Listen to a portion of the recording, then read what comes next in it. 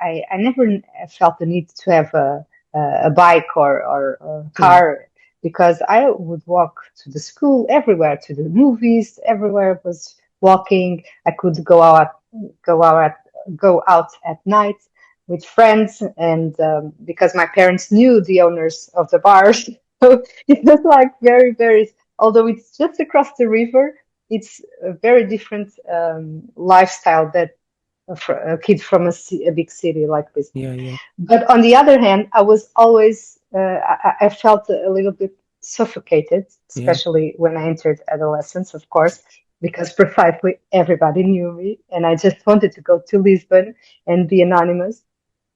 And Yeah. I think I had this fascination about the city because the city had theaters and had concerts and had a different cultural life that Yeah. there was not much in Barreiro. It only had one movie theater, one not a theater, just a sala, Yeah. uh, Yeah. just one movie per week in My the goodness. early Yeah. 90s.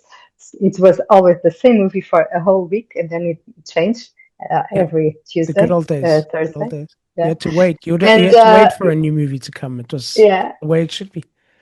yeah, and then it had like three or four bars and one theater company. So I was eager of cultural life and cosmopolitan people. People. Wanted to. I think Lisbon for me was like the big city. I guess it's like when I see. Um, American movies, like people that want to go to New York or something.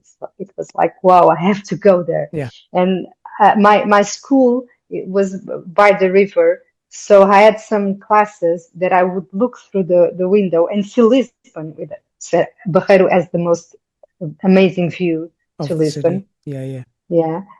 And I was always daydreaming that one day I was going to live there. One Yeah. day I will be, and I managed to come And to now you're Lisbon there. 20 And now years you're there. ago, and now I'm here, and I love it. Yeah. Yeah. Lisbon's changed. Lisbon's changed a lot over A the lot. years. You speak to anyone Yeah, that's lived in Lisbon, they say there's good and bad sides to the change.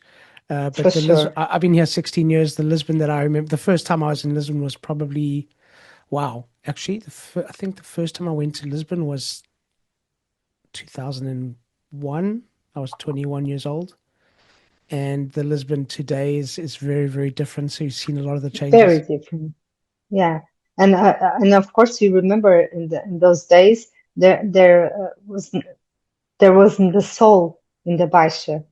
not a soul. Yeah. Baisha was After quiet. after seven, Yeah. it was empty. There's no people in the streets. All there were buildings very very old and And abandoned. Yeah. now Yeah. abandoned. So it was quite dangerous to go to walk in some streets in the center of the city. Yeah. Yeah. Yeah.